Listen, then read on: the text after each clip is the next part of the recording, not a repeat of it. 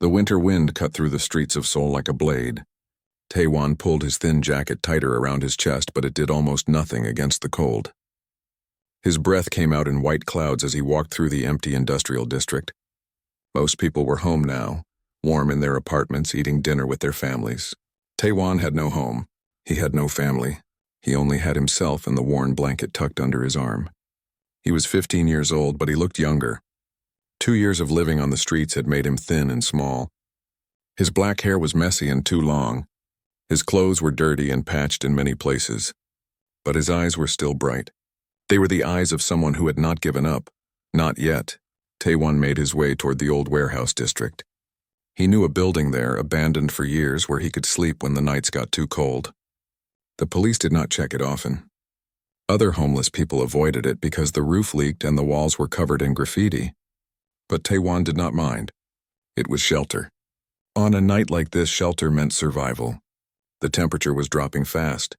The news that morning had warned about record lows. Taewon had spent the day collecting bottles and cans, but he had only made enough money for a single meal. His stomach was full, at least. That was something. He would need his energy to stay warm through the night. He reached the warehouse and slipped through a gap in the fence. The building loomed above him, dark and silent. Broken windows stared down like empty eyes. Taewon walked to the side entrance, a metal door that no longer locked properly. He pushed it open with a rusty screech. Inside, the warehouse was pitch black. Taewon pulled out a small flashlight he had found in a trash bin last month. The weak beam cut through the darkness as he made his way deeper into the building. He knew where he wanted to go. There was a spot in the back corner behind some old machinery, where the wind could not reach. He had slept there before. But as Taewon walked through the warehouse, his flashlight caught something unexpected. Something massive. Something that should not be there. He stopped walking. His heart began to pound. There was a creature lying on the concrete floor. No, not a creature, an alien. Taewon had seen them on the news. Earth had made contact with beings from other worlds a year ago. Some aliens visited Earth now, though Taewon had never seen one in person. Most of them stayed in the special zones in the rich parts of the city. This alien was huge. It had to be over 2 meters tall, maybe more. Its skin was a deep blue-gray color, rough like stone. It wore armor that looked expensive and advanced, but the armor was damaged. Pieces were missing. There were burn marks across the chest plate, and there was blood. A lot of blood. The alien was lying in a pool of it. Taewon's first instinct was to run. This was not his problem. He was just a homeless kid trying to survive. Getting involved with aliens, especially a dying one, could bring trouble. The kind of trouble that could get him arrested or worse. But he did not run. He took a step closer. Then another. The alien's chest was moving, barely. It was still breathing. Its eyes were closed. One massive hand was pressed against a wound in its side, but the bleeding had not stopped. Taewon knelt down beside the alien. He did not know why. Maybe it was because he knew what it felt like to be alone and dying. Maybe it was because his mother had always told him to help others when he could. Maybe it was because, deep down, Taewon was still a good person despite everything the world had done to him. The alien's eyes suddenly opened. They were bright yellow like the eyes of a cat. They focused on Taewon with difficulty. The alien tried to speak, but the words were in a language Taewon did not understand. The voice was deep and rough like grinding stones. Taewon raised his hands slowly.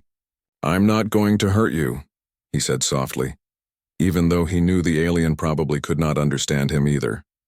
The yellow eyes studied him for a long moment. Then they closed again. The alien's breathing became more shallow.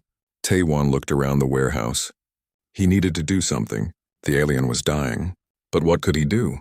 He had no phone to call for help. Even if he did, who would he call?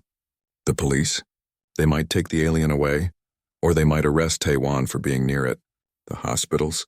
They would never let a homeless kid bring in a wounded alien. He was on his own. They both were. Taewon made a decision. He could not save the alien's life. He was not a doctor. He did not have medicine or tools. But he could do one thing. He could make sure the alien did not die alone and cold on a concrete floor. He stood up and ran to fetch water. There was a broken pipe on the other side of the warehouse that still dripped clean water. He had drunk from it before. He used an old cup he kept in his pocket and filled it. Then he ran back to the alien. The alien was still breathing, but only just. Tae-wan carefully lifted its head and brought the cup to its lips. The alien drank weakly, water spilling down its chin. When the cup was empty, the yellow eyes opened again.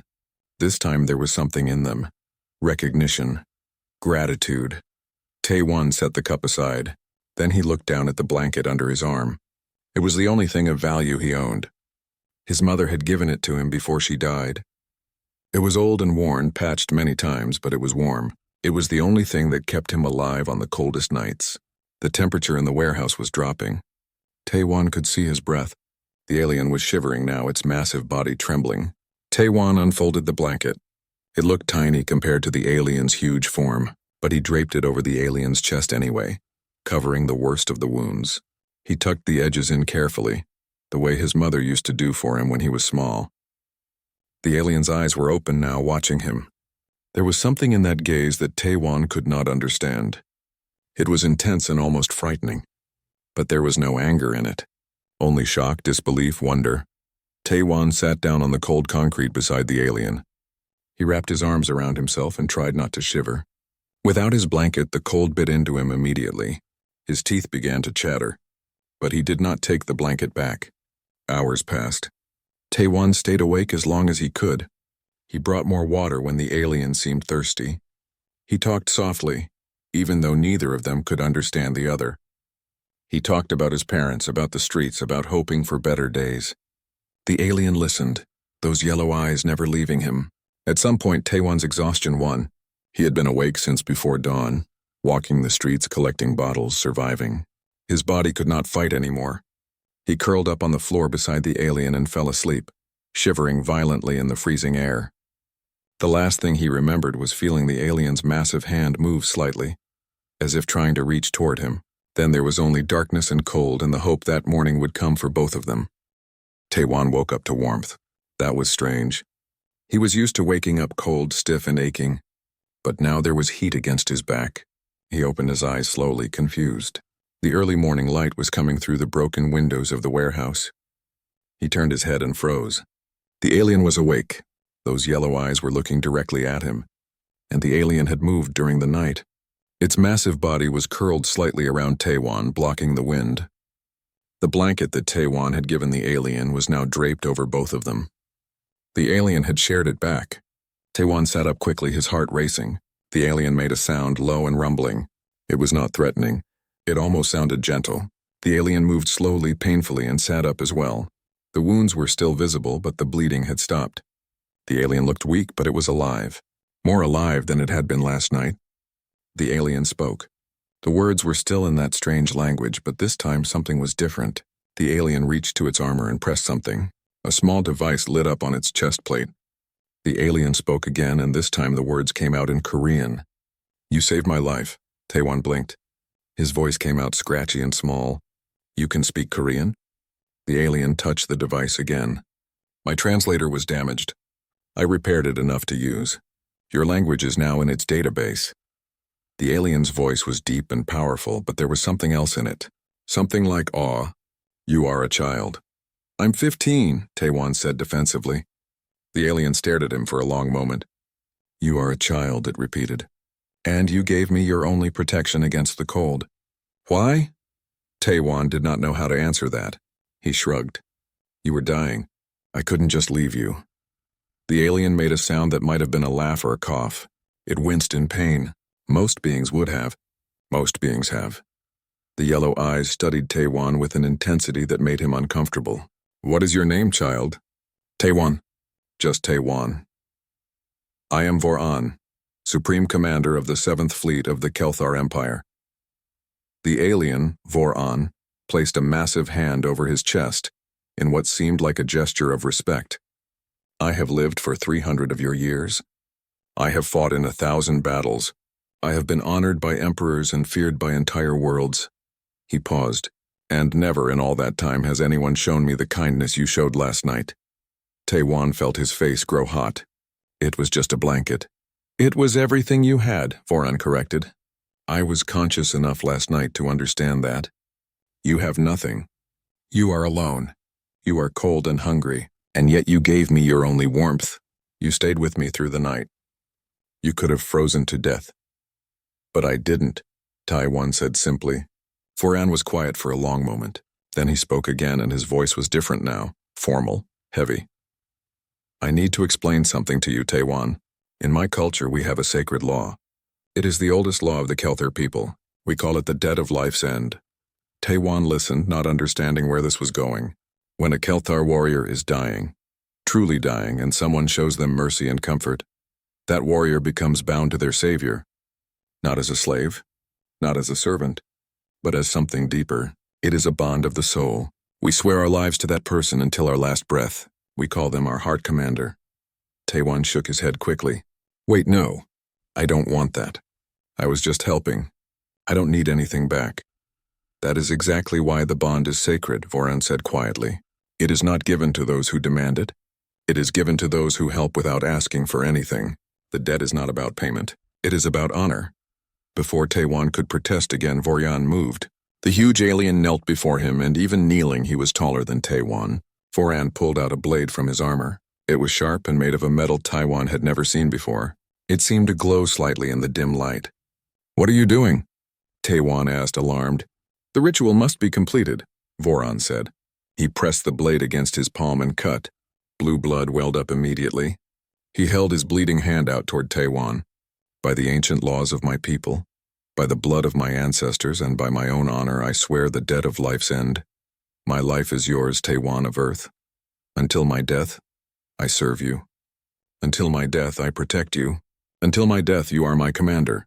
I don't accept, Taiwan said desperately. This is crazy. I don't want to command anyone. But Voran was already speaking in his own language. The words were harsh and powerful. They echoed through the empty warehouse like thunder. When he finished, he pressed his bleeding palm against his chest, leaving a blue handprint on his armor. The handprint began to glow with a bright light, then it faded, leaving a permanent mark. Voran looked at Taiwan. It is done.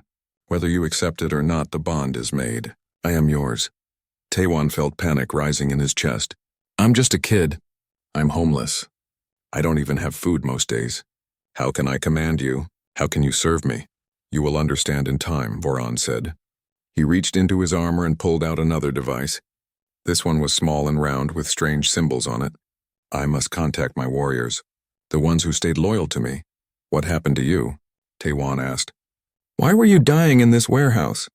Voran's expression darkened. Betrayal. My second in command, a warrior named Rekton, turned against me. He wanted my position. He wanted power.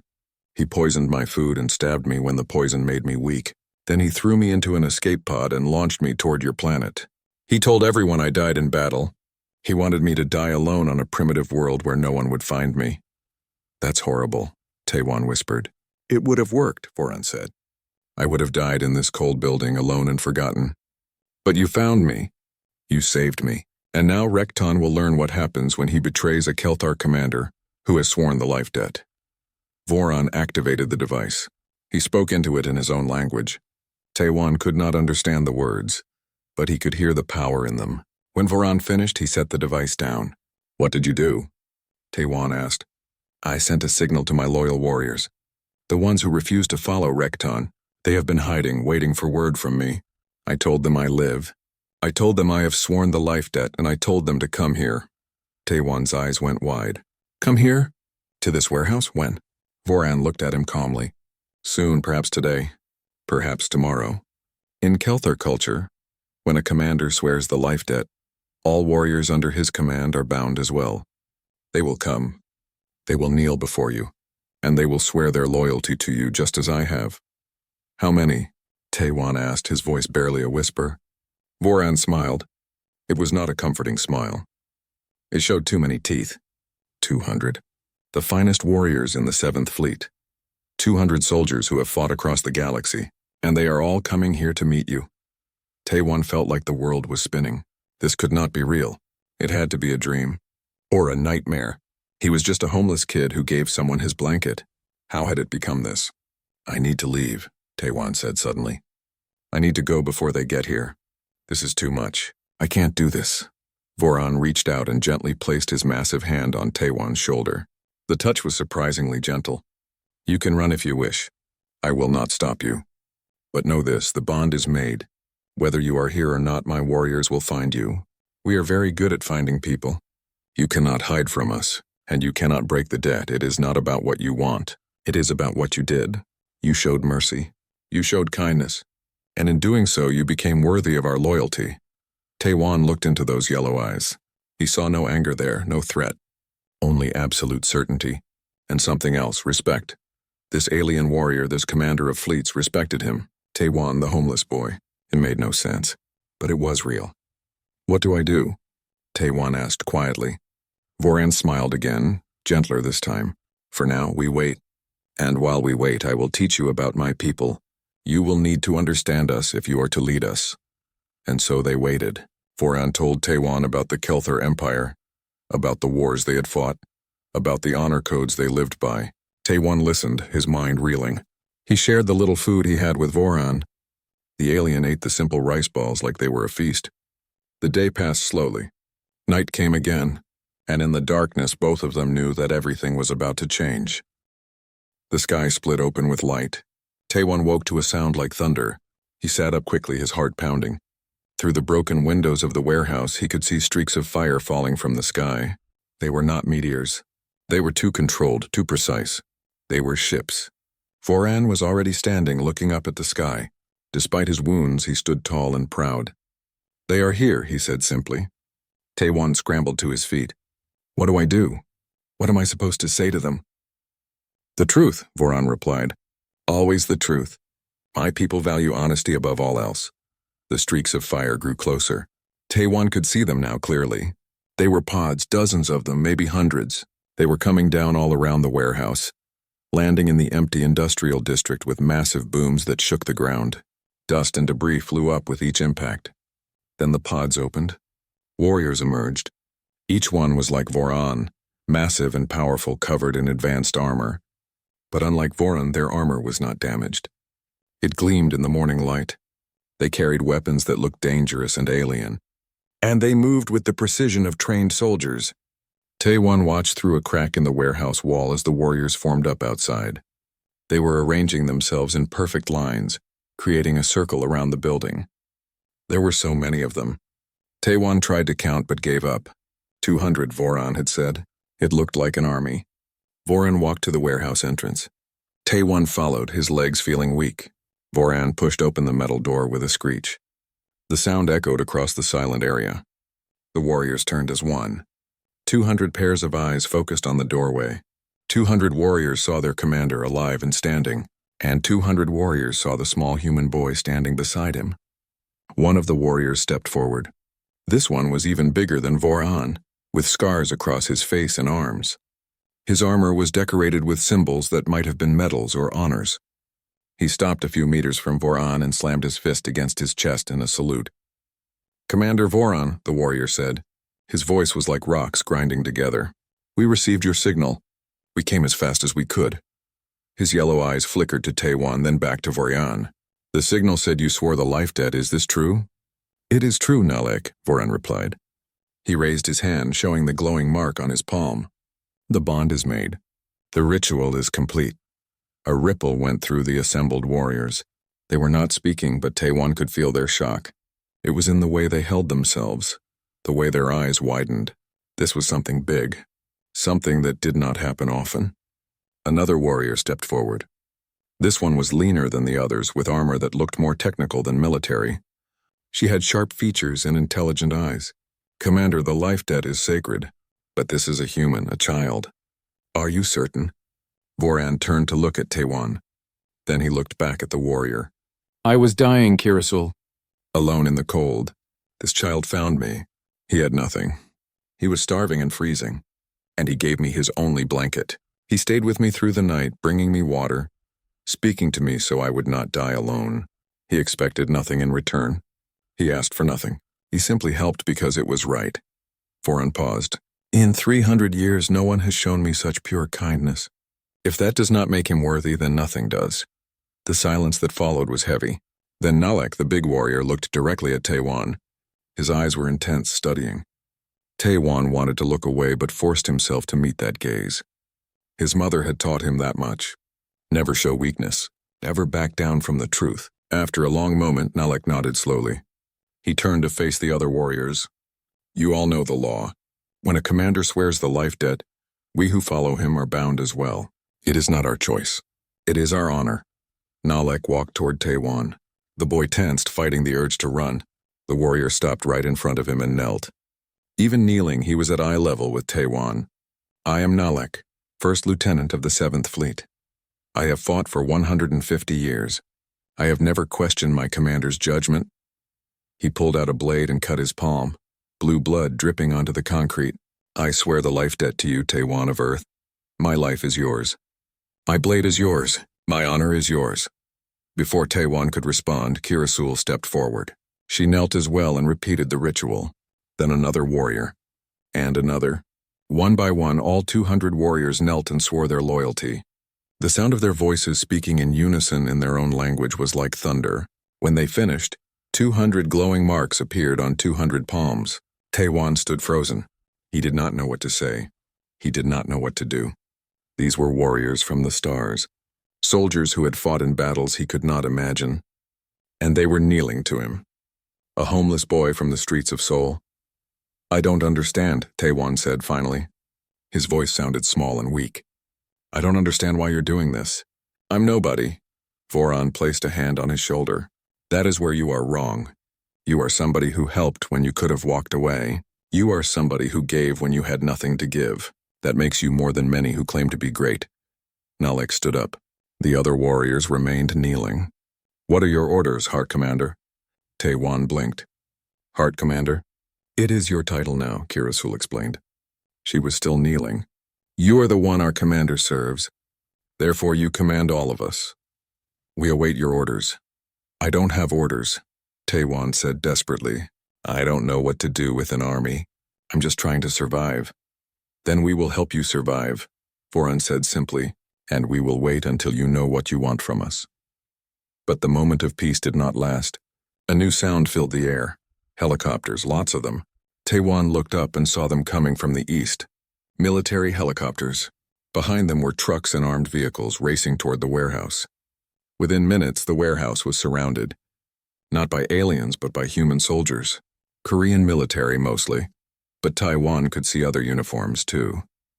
International forces. Hundreds of soldiers with weapons pointed at the alien warriors. A voice came through a loudspeaker speaking in Korean.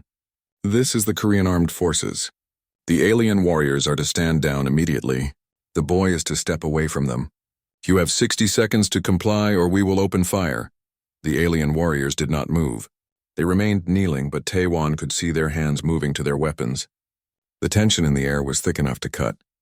Voron looked at Taiwan. They cannot harm us. Our shields and armor are far superior to their weapons. But if they fire, we will have to defend ourselves. Many humans will die. Taiwan felt sick. This was getting out of control. People were going to die because he gave someone his blanket. He stepped forward toward the human soldiers. Wait, he called out. His voice cracked. Don't shoot. Please don't shoot. A man emerged from behind the military line. He was wearing an officer's uniform. He looked young, maybe mid-20s. He walked forward slowly, his hands raised to show he was not holding a weapon. He stopped a few meters from Taiwan. My name is Captain Daejung, the man said. I've been ordered to secure this area. Can you tell me what's happening here? Taiwan tried to find the words. I helped one of them. He was dying. And now they say they owe me a debt. They won't leave. Daejung looked at the kneeling warriors, then back at Taiwan. Do you know who these aliens are? They're Kelthar. They're some of the most dangerous warriors in the known galaxy, and they're all kneeling to you. That's not just a debt. That's something bigger. I know, Taiwan said quietly, but I didn't ask for this.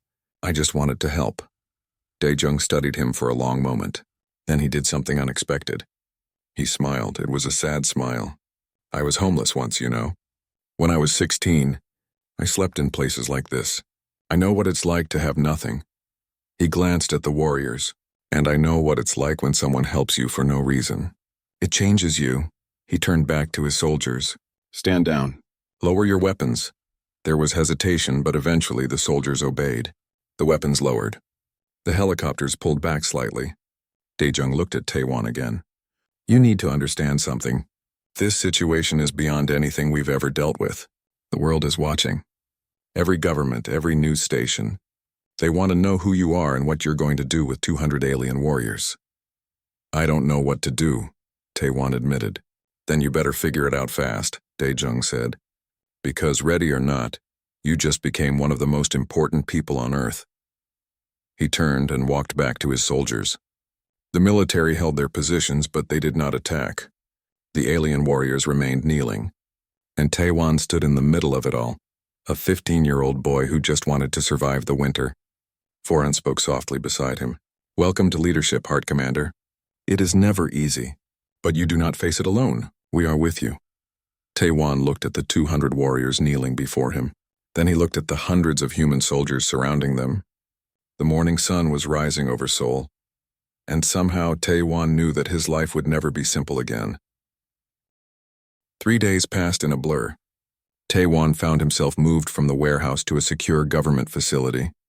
The Korean government did not know what to do with him. He was not a prisoner, they said, but he was not free to leave either. The alien warriors stayed close, setting up a perimeter around whatever building Taewon was in. They refused to leave him. They refused to take orders from anyone but him. Taewon sat in a small room that was supposed to be comfortable. It had a real bed, which he was not used to. It had heating and clean clothes and food whenever he wanted, but it felt like a cage. Outside his door, human soldiers and alien warriors watched each other with suspicion. Voran came to visit him every day. The commander's wounds were healing fast. Alien medicine was impressive. Today, Voran looked troubled. We need to talk, Voran said as he entered the room. Kirasul followed him. The female warrior looked serious. Taewon sat up on the bed. What's wrong? Voran sat down in a chair that was too small for him. I have not told you everything about why Rekton betrayed me. I thought I had time to explain properly. But time is running out. Running out for what? Taewon asked. Kirasul pulled out a datapad and projected an image into the air. It showed a map of space with various planets and ships. Rekton did not betray Commander Voran just for power. He made a deal with an enemy faction called the Hask Dominion. The Hask have wanted to invade the Kelthar Empire for decades, but they were too weak. So they made a plan. Voran continued the explanation. Rekton would kill me and take command of the 7th Fleet. Then he would order the fleet to attack Earth. The Hask would attack at the same time, but they would make it look like we Kelthar did it alone. Earth would think the Kelthar Empire started a war. They would call for help from other alien races. The galaxy would unite against my people. Taewon felt cold. But why Earth? We're not even part of the galactic community yet. That is exactly why, Kirasul said. Earth is young, innocent. If the Kelthar Empire attacks a defenseless new world, it makes us look like monsters. Every other civilization would turn against us. The Hask could invade during the chaos. They would take our territory while everyone else is busy hating us. And millions of humans would die in the first attack. Voran added quietly. Seoul, Tokyo, New York, Beijing. Every major city would be bombarded. Rekton does not care about human lives. To him, you are all just tools for his plan.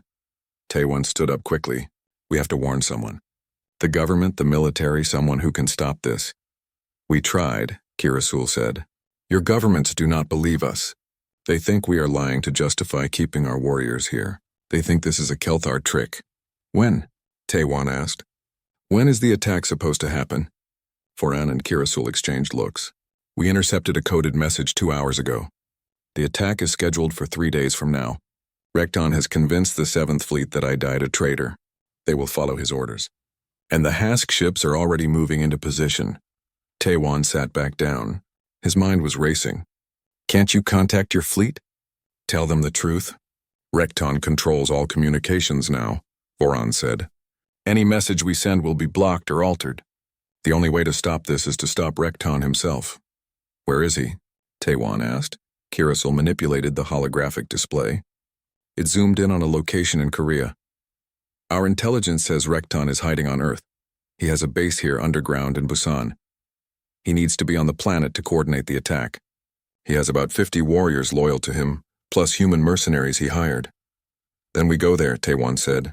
We stop him. Voran shook his head. It is too dangerous. You are not a warrior. You should stay here protected while we handle this. No, Taewon said firmly.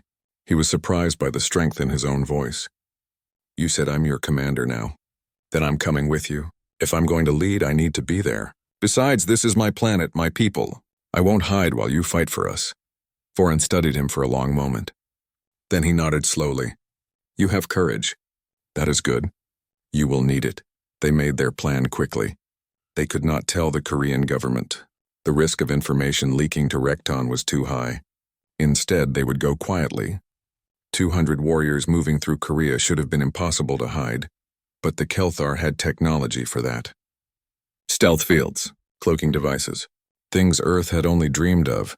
There was one human who helped them, Captain Dae-jung, the young officer who had stopped the military from shooting at the warehouse. He came to Taewon secretly. I believe you, Dae-jung said. I looked into the alien activity around Busan. There's something there, underground. The government knows about it, but they've been told it's a diplomatic facility. I think it's actually Rekton's base. Will you help us? Taewon asked. Dae-jung nodded. I'm risking my career for this. Maybe my life. But if there's a chance you're right, I can't ignore it. I'll get you maps of the underground systems in Busan. And I'll make sure the military looks the other way when your warriors move out. That night they left. 200 Kelthar warriors moving like shadows through Korea. Taewon rode in a transport with Voran, Nalek, and Kirasul. He wore armor that the Kelthar had made for him. It was lighter than theirs, designed for a human, but it was still far beyond anything Earth could make. They reached Busan before dawn. The city was sleeping. The industrial complex where Rekton's base was hidden looked abandoned from the outside. But the Kelthar sensors showed the truth. Underground there were power signatures, weapons, ships, a small army waiting. Voran gathered the warriors around. This is not like our usual battles. We are fighting our own people, warriors we once called brothers. But they have chosen to follow a traitor. They have chosen to kill innocents. We will give them one chance to surrender. If they refuse, we end this. The warriors moved into position. They were silent and efficient. Taewon watched them work and understood why they were feared across the galaxy. They were not just strong. They were smart, disciplined. Every movement had purpose. Nalek stayed close to Taewon. You will remain behind the front lines. If fighting breaks out, you get to safety. Understood? Understood, Taewon said. But he did not plan to run. Not this time. They breached the underground base through maintenance tunnels. Kirasul had found them using the maps Dae-jung provided. The tunnels were tight and dark, but they led directly into the heart of the base. The alarm went off when they were halfway in. Rekton knew they were coming. The fighting started in the tunnels. Rekton's warriors met them with weapons fire. The sounds were deafening. Energy weapons lighting up the darkness. The Kelthar shields flared as they absorbed hits. Voran's warriors pushed forward relentlessly. Taewon followed in the middle of the group, protected by Nalek and 5 other warriors. He felt useless. These soldiers were fighting for him, for his world, and he could do nothing but watch. They broke through into a large underground chamber. It was a command center. Computers and displays covered the walls, and in the center stood Rekton. He was bigger than Voran. His armor was black and covered in weapons. His eyes were a darker yellow, almost orange. He smiled when he saw Voran. So you survived, Rekton said in the Kelthar language. Taewon's translator device, given to him by Voran, converted the words. And you brought your little human pet. How pathetic you have become. This ends now, Rekton, Voran said. Call off the attack. Your plan has failed, Rekton laughed. Failed? Look at you. You swore a life debt to a child, a human child. You have shamed yourself and all Kelthar. When I kill you here, I will be celebrated as the one who restored our honor. Then face me, Voran said. Single combat. As our laws demand. Rekton's smile widened. With pleasure. The 2 commanders moved to the center of the chamber. The other warriors backed away, forming a circle. This was tradition. When 2 Kelthar commanders disputed, they settled it with combat. No one interfered. No one helped. It was a matter of honor. Taewon watched as Voran and Rekton clashed. They moved faster than he thought possible for being so large. Their blades sparked as they connected. Voran was skilled, but Rekton was stronger, and Voran was still recovering from his wounds. Rekton drove Voran back, step by step. You are weak, old friend. That human boy made you soft. You should have died in that warehouse. Let me correct that mistake. He lunged forward, his blade aimed at Voran's chest. Voran barely deflected it, but the force of the blow drove him to one knee. Taewon could not watch anymore. He looked around desperately. He was in a command center. There had to be something he could do. Then he saw it. A display showing the base layout. And maintenance tunnels. Tunnels he recognized. Taewon had lived on the streets. He had scrapped metal from places like this to survive. He knew industrial buildings. He knew their weak points. Nalik, Taewon said quickly. I need 3 warriors, fast ones. I know a way to flank them. Nalik hesitated. You should stay here, protected. I'm not going to fight, Taewon said. But I know this type of building. Trust me. Nalik looked at him for a long moment, then nodded. He assigned 3 warriors to follow Taewon. They moved through a side tunnel that Taewon had spotted on the map. It was narrow, barely big enough for the Kelthar warriors, but it led exactly where Taewon thought it would.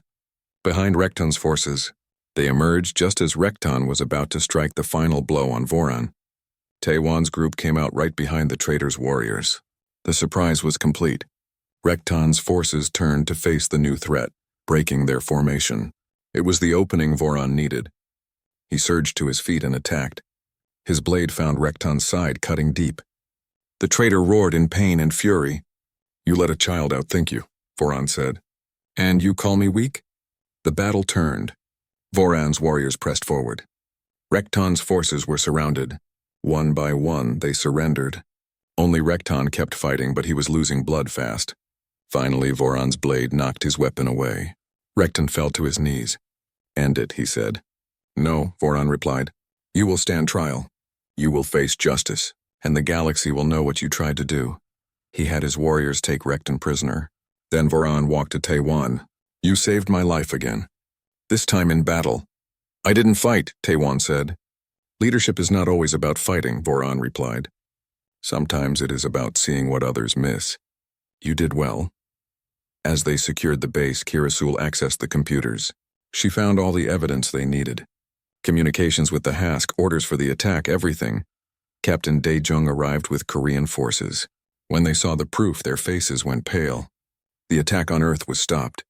Rekton's warriors in the 7th Fleet were arrested. The Hask Dominion retreated when their plan was exposed. And Taewon, the homeless boy, had helped save his world. But the hardest part he would learn was still ahead. The world changed overnight. News of what happened in Busan spread across Earth within hours. A homeless boy and 200 alien warriors had stopped an invasion. Every news channel showed the same images. Taewon standing in the underground base wearing Kelthar armor, looking tired and small next to the massive alien soldiers. The story was impossible to ignore. It was impossible to believe. But it was true. Taewon found himself in the center of a storm. Government officials wanted to meet him. Military leaders wanted to study the alien warriors under his command. Scientists wanted to understand the technology. Corporations offered him money, more money than he had ever imagined. They wanted to license the alien tech, to hire the warriors, to use Taewon's influence for their own gain. Everyone wanted something from him. Taewon sat in a hotel room in Seoul, a place far nicer than anywhere he had ever stayed. The bed was soft. The food was unlimited. He had new clothes, a phone, people who called themselves his advisors. But he felt more alone than he had on the streets. Voran found him sitting by the window looking out at the city. You have not eaten today, the commander said. I'm not hungry, Taewon replied. Voran sat down nearby, his massive frame making the furniture look like toys. You are troubled. Everyone wants to use me, Taewon said quietly. The government wants me to be a symbol. The military wants me to be a weapon. Companies want me to make them rich. Nobody cares about who I actually am. I care, Voran said simply. My warriors care. We swore the life debt to you, not to what you could give us. We serve the person who gave his blanket to a dying stranger. Taewon turned to look at him. What do I do, Voran? I have all this power now. All these warriors, all these opportunities. But I don't know what to do with any of it. I'm still just a kid who was trying to survive the winter. Voran was quiet for a moment. Then he spoke. When I was young, barely 60 years old, I asked my mentor the same question. I had just been given command of my first ship. I felt overwhelmed. He told me something I have never forgotten. He said that power is not about what you can take. It is about what you choose to give. I don't understand, Taewon said. You have been offered wealth, status, and influence. You could take all of it. You could live in comfort for the rest of your life.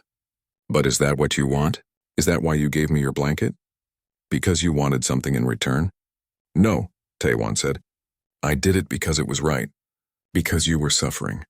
Voran nodded. Then what suffering do you see now? What would you want to change if you could? Taewon thought about it. He thought about the nights on the streets. The cold, the hunger, the loneliness. But most of all, he thought about the other people he had seen. Other homeless people. Families living in tiny rooms struggling to survive. Children who looked as lost as he had felt. I want to help people like me, Taewon said slowly. People who have nothing. People who are forgotten. I don't want them to suffer the way I did. Then do that, Voran said. You have 200 of the finest warriors in the galaxy sworn to serve you. You have the attention of the entire world. Use it not for yourself, for them. The next morning, Taewon called a meeting. Government officials came expecting him to discuss military matters or trade deals. Instead, he told them something else. I want to build shelters, Taewon said. Real shelters for homeless people. Not just places to sleep, but places where people can live with dignity, where they can get help finding work, where children can go to school, where families can heal. The officials looked confused. That is very noble, one of them said carefully. But surely there are better uses for alien technology and warriors, security, defense, economic development. No, Taewon said firmly. This is what I want. This is what the warriors will help me build. There was silence. Then Nalek, who had been standing behind Taewon, stepped forward. Our Heart Commander has spoken. We will do as he asks. My warriors are builders as well as fighters. We will construct whatever he needs. The officials tried to argue, but Taewon would not change his mind. He had decided. He knew what he wanted to do with his power. Over the next 6 months, the first shelter was built. The Kelthar warriors used their technology to create something Earth had never seen. The building was massive but efficient. It used alien power sources that were clean and endless. It had rooms for families, medical facilities, schools, job training centers. Everything was designed with dignity in mind. No one would feel like a prisoner or a burden there. Taewon named it the blanket shelter. After the blanket his mother had given him. After the blanket he had given to Voran. But the most surprising part was not the building. It was the warriors. These soldiers who had spent their entire lives fighting discovered something new. They discovered that helping people gave them purpose in a way that war never had. Nalek spent his days teaching construction skills to young people who needed jobs. Kirasul used her strategic mind to design programs that actually helped people escape poverty. Other warriors became teachers, counselors, security guards who protected rather than intimidated. They had been weapons. Now they were something else. They were healers of a different kind. The Korean government was skeptical at first, but they could not argue with the results. Crime went down in the areas around the shelter. Families were reunited. People found jobs. Children went to school. It was working.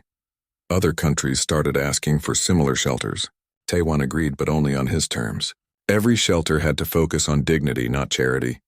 Every person who came there had to be treated with respect.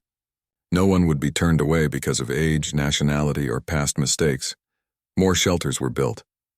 In Tokyo, in Manila, in Los Angeles, in Berlin, the warriors spread across the world, building and helping. The feared Kelthar, the warriors of the galaxy, became known for something new. They became known for compassion. Captain Daejung visited Taewon one afternoon at the Soul Shelter. He looked around at the busy facility with amazement. You did it, he said. You actually did something meaningful. We did it, Taewon corrected. You helped when no one else would. That mattered, Daejung smiled. I heard the Kelthar Empire sent ambassadors. They want to thank you for saving their reputation and preventing a war. I know, Taewon said. They offered me a seat on their High Council. They said I could be an ambassador for Earth. Are you going to accept? Taewon shook his head. No, I'm needed here. There are still too many people suffering. Too many shelters to build. Maybe someday, but not now. As they talked, a young girl approached Taewon. She was about 12 with nervous eyes. Excuse me, she said quietly. Are you the one who runs this place? I help run it, Taewon said gently. Do you need something? My family just came here, the girl said. We were living in our car. It was so cold, but here it's warm, and they gave my little brother medicine, and they said I could go to school. Her eyes filled with tears. Thank you. Thank you so much. She ran off before Taewon could respond. He watched her go, feeling something tight in his chest. Daejung put a hand on his shoulder. That's why you're doing this, isn't it? You remember what it was like? Every day, Taewon said quietly. That evening, Taewon stood on the roof of the shelter. The sun was setting over Seoul. The city lights were beginning to glow. Voran joined him as he often did during quiet moments. You have changed much in these months, Voran said. You are no longer the frightened boy in the warehouse. I'm still scared sometimes, Taewon admitted. There's so much to do. So many people who need help. What if I fail? You won't, Voran said with certainty. Do you know why? Because you do not see people as problems to solve. You see them as people who deserve dignity. That perspective will never fail you. The Kelthar Empire is different now too, Taewon said. I've read the news. They're helping other planets, not conquering them. They're building instead of destroying. Did I do that? You showed us another way, Voran replied. For thousands of years we believed that strength came from domination, from winning battles. You taught us that true strength comes from lifting others up, from protecting the weak, from choosing kindness when it would be easier to choose cruelty. He paused. My people are warriors. We will always be warriors. But now we understand that there are many kinds of battles, and the most important ones are not fought with weapons. Taewon looked at the city below. He thought about all the people in those buildings. Some were warm and safe. Some were suffering. Some were scared. Just like he had been. I want to build 100 more shelters, Taewon said. 1,000. I want no one to freeze on a winter night. I want every child to have a chance. Then we will build them, Voran said. All 200 of us. For as long as you need us. That is our debt. That is our honor. It's not a debt anymore, Taewon said. You've done more than enough to repay one blanket. Voran smiled, showing his sharp teeth. Perhaps. But we continue not because of debt. We continue because we believe in what you are building. You gave us purpose. You gave us a reason to be warriors that does not require war. That is a gift beyond measure. They stood together in silence, watching the sun disappear behind the mountains. In the shelter below, people were eating dinner. Families were laughing. Children were doing homework. People who had nothing were finding hope. And in the sky above, Kelthar ships patrolled, no longer as invaders or conquerors, but as protectors. They watched over Earth with the same dedication they once used for battle.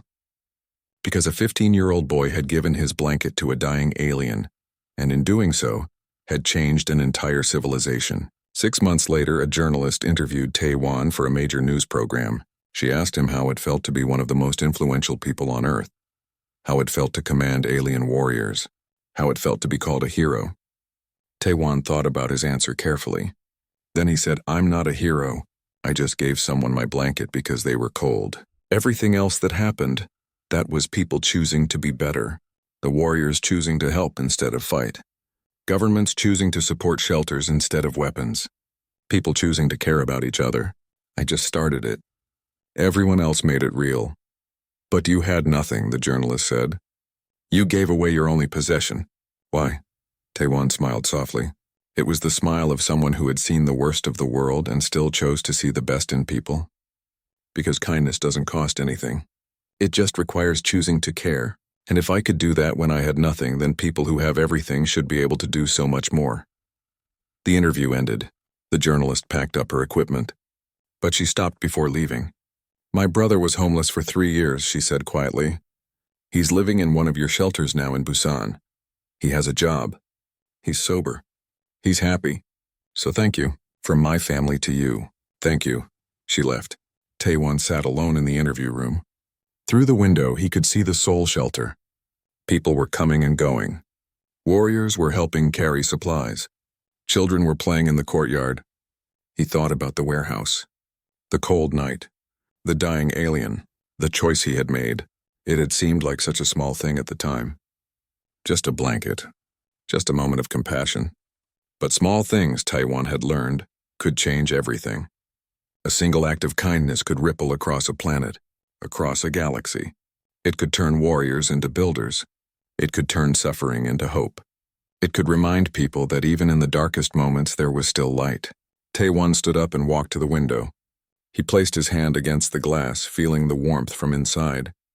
Outside, the stars were beginning to appear in the evening sky. Somewhere up there, the Kelthar Empire was changing, becoming better. Learning.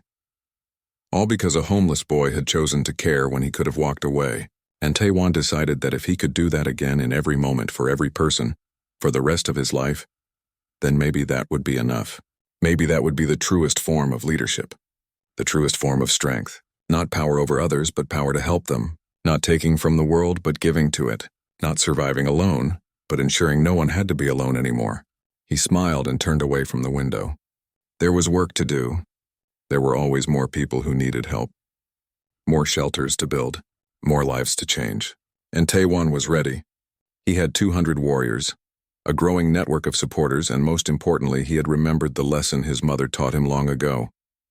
That even when you have nothing, you still have the choice to be kind, and sometimes that choice is the most powerful thing in the universe.